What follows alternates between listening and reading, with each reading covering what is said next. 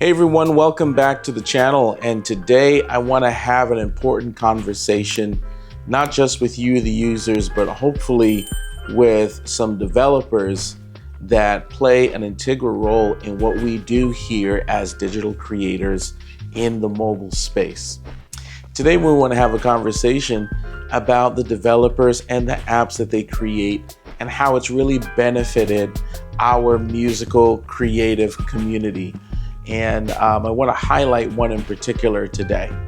IK Multimedia has been doing a tremendous job for years in bringing professional sounding tools and utilities to the mobile space.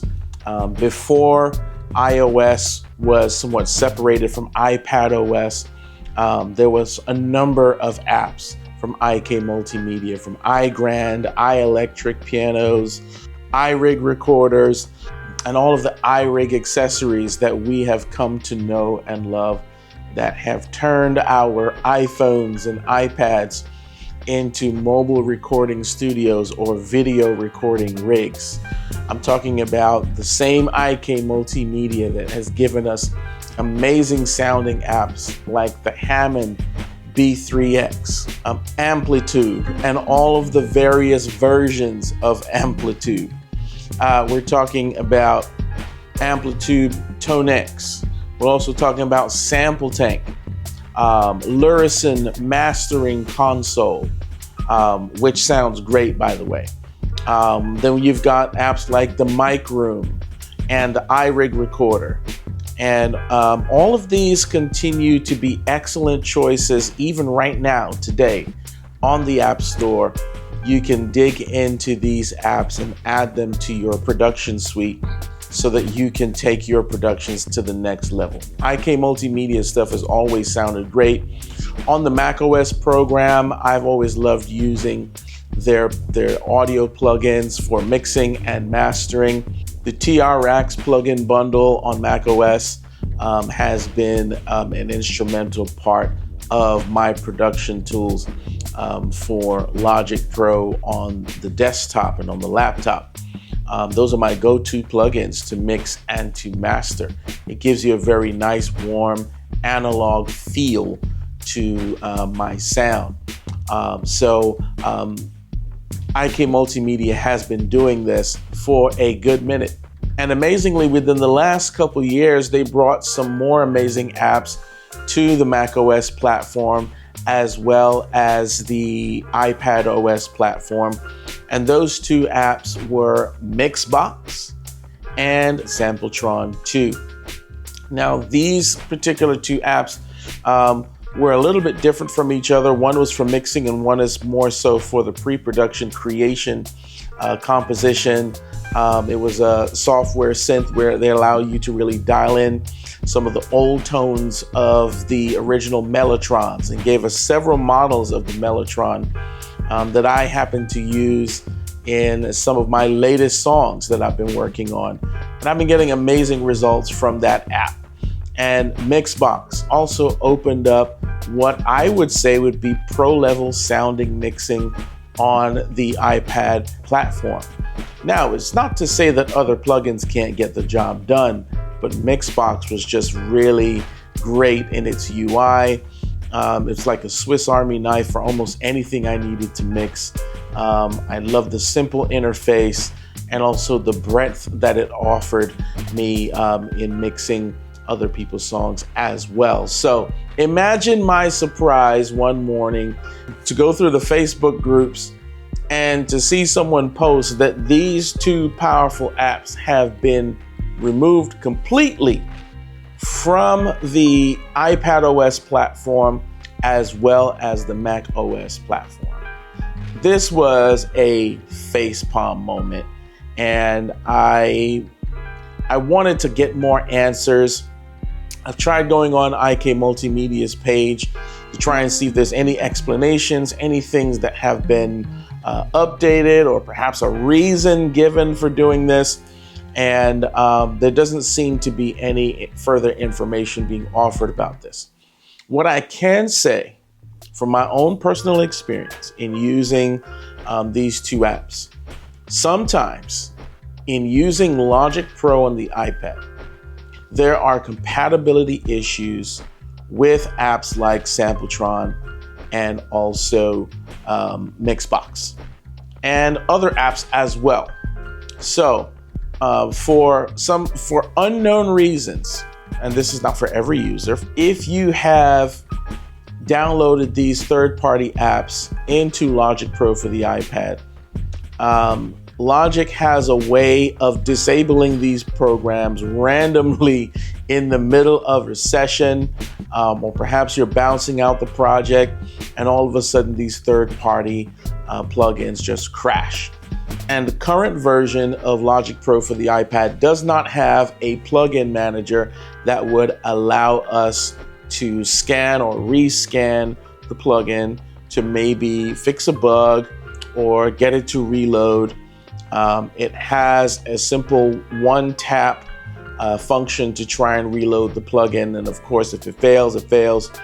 And sometimes the only way to resolve that is not a reinstall of the plugin, but rather a delete and reinstall of Logic Pro for the iPad itself, which seems to be a terrible solution to debugging these types of situations.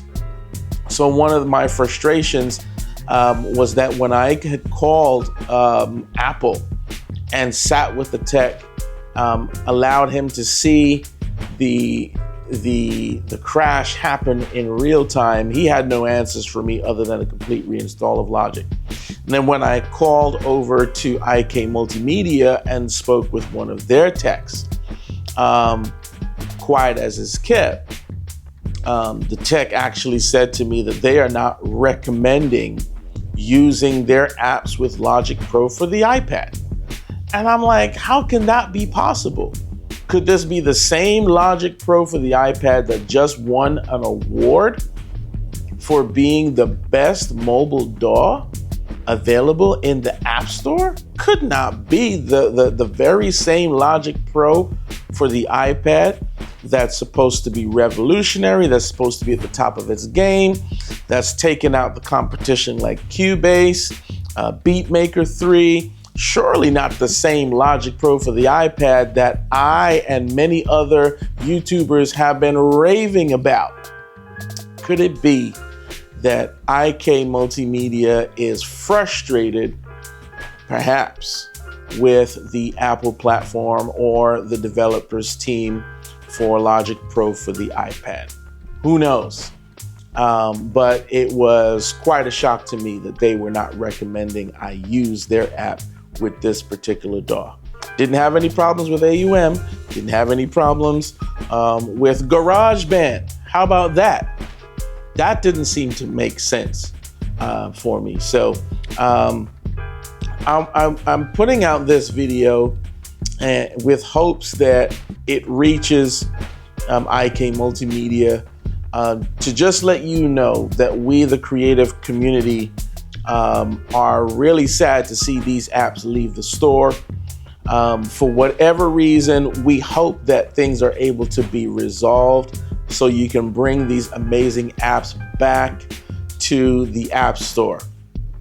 And yes, they are worth every penny. I can tell you, as a producer myself, who works with professional artists, who gigs with these apps, they are worth every penny. Now, if you already had these apps, Sampletron and MixBox, if you already own them, you can still open them up, download them from the App Store.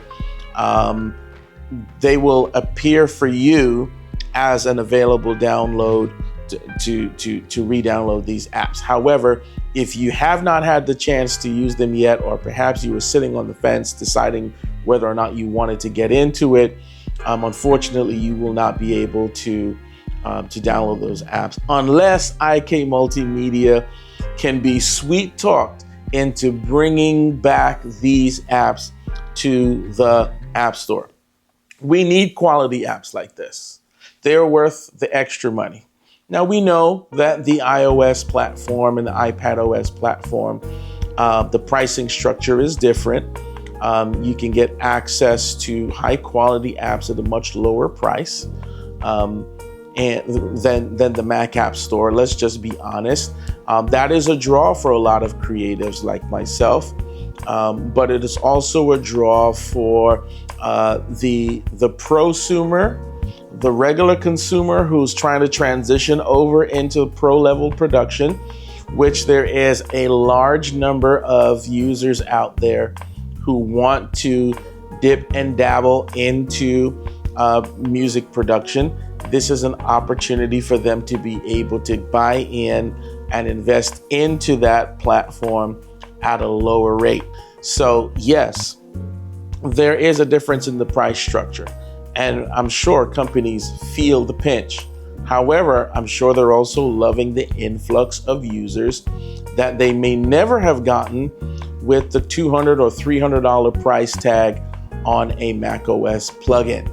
Okay, they can get a much better influx of users on the mobile platform because these devices are more affordable, and there are there's a wider number of people using the mobile platform than macOS, I would be willing to venture.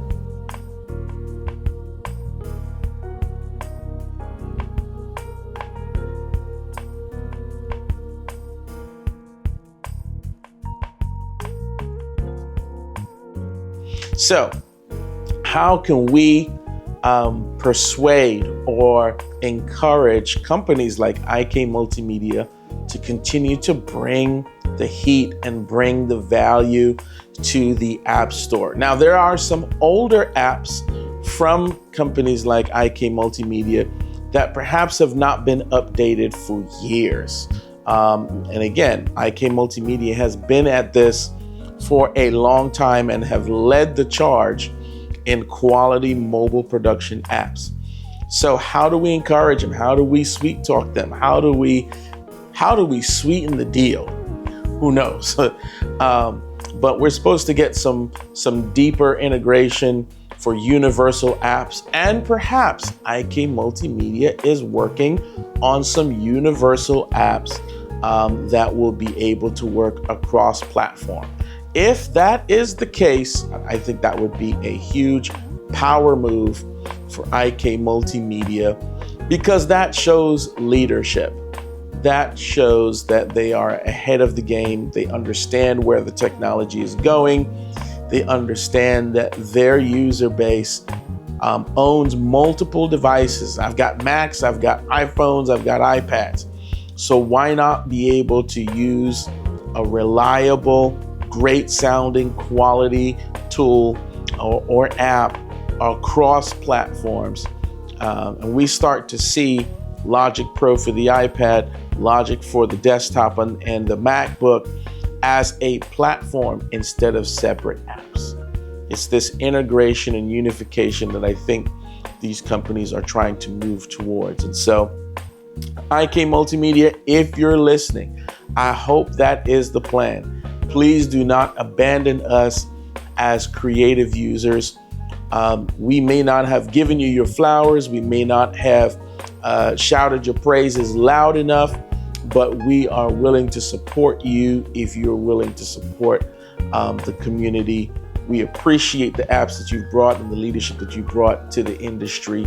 Please bring them back. Give us something pro that we can use. We appreciate you guys so much.